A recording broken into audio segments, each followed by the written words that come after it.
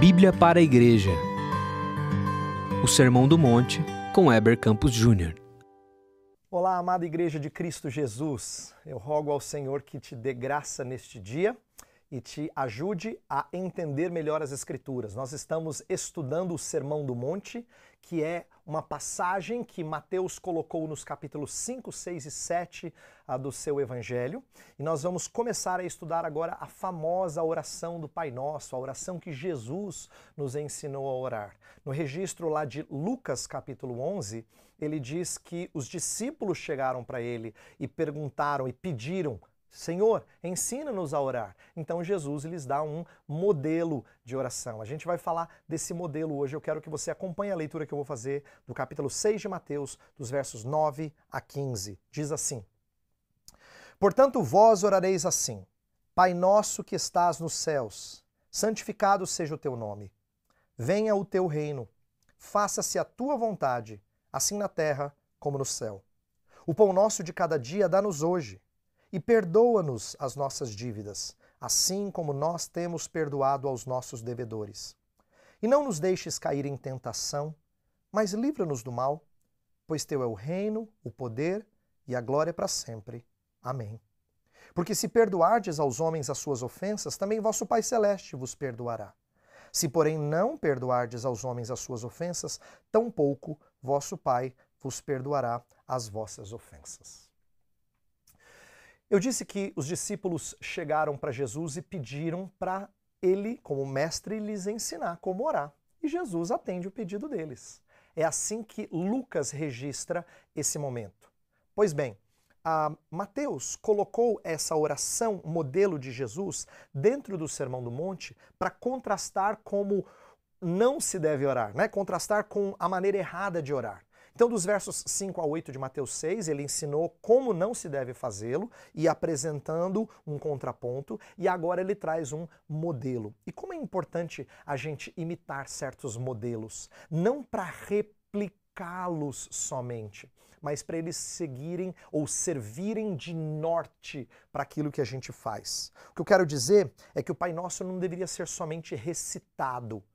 A gente precisa de um esqueleto para as nossas orações e ele serve como um bom esqueleto para as nossas orações. O Pai Nosso é um modelo de oração, tanto na maneira como a gente adora o Senhor, como também nas nossas petições. E é isso que eu quero levar você a meditar neste dia. Então, primeiro, esse modelo revela uma série de coisas lindas que a oração nos ensina sobre o nosso relacionamento com Deus. Olha quanta coisa é dita aqui nessa oração. Diz que nós temos um relacionamento de filiação com Deus, porque Ele é Pai nosso. Diz que nós temos uma relação de adoração com Deus, porque o nome dele tem que ser santificado. Diz que nós temos uma relação de submissão a Deus, porque a gente pede que o reino dele venha. Uma relação de obediência, porque a gente quer que a vontade dele seja feita na terra. Uma relação de provisão, a gente pede para ele o pão nosso. Uma relação de salvação, a gente suplica que ele nos perdoe as dívidas. E uma relação de proteção, a gente pede que ele não nos deixe cair em tentação. Olha quantas coisas o Senhor é para o seu povo. Só essa oração revela uma série de relacionamentos. E eu quero que você veja essa riqueza de relacionamentos para que você corrija algumas ênfases que você e eu temos. Todos nós nos sentimos um pouquinho mais inclinados a algumas características do Senhor e às vezes negligenciamos outras. A oração de Jesus mostra uma gama enorme e bela de relacionamentos que nós temos com o nosso Senhor. A oração ela tem 3 partes. Ela tem uma primeira frase de adoração, ela tem também várias petições e ela tem uma conclusão. E eu estou dando essa estrutura para ajudar você a entender como ela também ensina como orar. Porque primeiro a gente reconhece quem é o Senhor, a adoração. Depois a gente exalta o nome dele, as 3 primeiras petições tratam da glória de Deus. E as últimas 3 tratam das nossas necessidades. Por isso que é santificado o teu nome, venha o teu reino, seja feita a tua vontade. Depois é que vem o pão nosso, perdoa as nossas dívidas e não nos deixe cair em tentação. Percebe que a mudança de pronome revela que primeiro a gente se preocupa com a glória do Senhor e então com as nossas necessidades. O que que isso é? Em que isso treina o nosso coração? O programa divino sempre é prioridade. Mas isso não significa que a gente não deva se preocupar com as nossas necessidades. Por quê? Porque suprir as nossas necessidades é parte do programa divino. Suprir as nossas necessidades é parte do plano de Deus. Então a gente se preocupa com a glória de Deus e ao mesmo tempo, quando nós suplicamos pelas nossas coisas, Deus fala assim, pois bem, essa é a minha glória e eu irei atendê-los. Então Jesus está ensinando muito acerca do espírito com o qual nós nos achegamos ao Senhor na hora de orar. A oração ela é feita ao Pai, pelo Filho, no Espírito. Eu faço questão de destacar isso porque a oração que Jesus nos ensinou, ela traz aqui algo muito precioso sobre a participação do Deus Trino nesse ato. Ela nos ensina que ela é dirigida ao Pai. Mas é claro que ao longo do Novo Testamento a gente aprende que nós só podemos nos achegar ao Pai por causa do acesso dado pelo Filho. E também o que fica muito claro é que o Espírito é que nos move a orar como convém. Então, dirija suas orações ao Pai, mas saiba que as outras duas pessoas da Trindade não estão desconectadas do momento de oração. Você está orando e o tempo todo se relacionando com o Deus Trino, porque você só se achega ao Pai pelo Filho e no poder do Espírito. Então, oração envolve nosso contato próximo com esse Deus Trino tão glorioso. Agora, quando eu falo do Deus Trino, eu quero aqui destacar o cuidado de Jesus de falar de duas características complementares desse Deus tão sublime.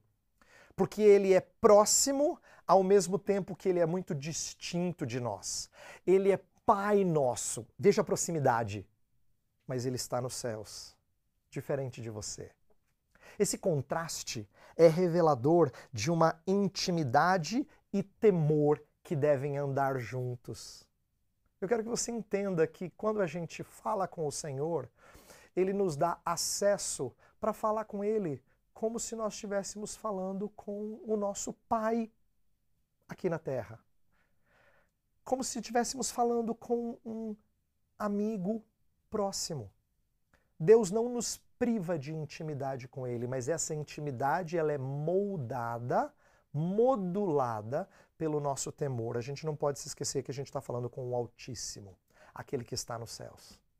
Então a sua intimidade não pode ser desconectada do seu temor. Inclusive, o salmista muito apropriadamente diz que a intimidade do Senhor é para os que o temem. Olha que bonito. Você só pode ter intimidade com o Pai quando você reconhece que você está falando com o Deus que está nos céus. A intimidade do Senhor é para os que o temem. Tem um outro aspecto aqui que eu quero levar você a ponderar e refletir no dia de hoje, que é o aspecto comunitário da oração. Jesus não ensinou um modelo de oração individualista. Ele poderia ter falado, meu Pai que está nos céus, e ensinado uma oração para cada discípulo fazer sozinho, mas ele ensinou uma oração comunitária, você já percebeu? É uma oração que é dirigida a Deus na primeira pessoa do plural. Pai nosso que estás nos céus, não é? Que torna a oração um ato não só da minha intimidade com Deus no quarto, em que eu falo com Ele, mas do aspecto familiar que me une a você e une você aos que estão na sua igreja. A ideia é que quando a gente ora, a gente deveria orar não só sozinho, mas a gente deveria orar junto, porque oração nos une como filhos suplicantes ao Pai provedor. Isso é muito importante. Oração conecta cada um de nós. E é por isso que quando a gente ora, a gente deveria se preocupar com a necessidade alheia. Por exemplo, de onde a gente tira a ideia de oração intercessória? Ela está presente em todo o Novo Testamento. Mas quando Jesus ensina o princípio comunitário da oração, ele está nos ensinando a nos preocupar com necessidades dos outros, não só nossas. Percebe? Jesus já está dando o princípio aqui. É por isso que o apóstolo Paulo vai orar pelas igrejas para quem ele escreve. É por isso que a gente vê outros fiéis orando uns pelos outros. Porque Jesus ensinou o princípio comunitário de oração. Oração é conversa familiar. É de irmãos falando com o Pai em prol de outros irmãos. Não se esqueça disso. É uma oração comunitária. Como filhos, devemos honrar os interesses do Pai e orar pelas necessidades dos nossos irmãos. Eu espero que você separe tempo hoje para orar ao Senhor e levantar súplicas a Ele. Lembrando que você tem intimidade com Ele, mas isso não deve envolver um desrespeito. Pelo contrário, você tem uma intimidade modulada pelo seu temor. E você tem uma preocupação familiar, de falar com aquele que é próximo seu, em favor daqueles que são próximos a você. Suplique pelos seus irmãos em Cristo. Ore em favor deles, para que o Pai te atenda.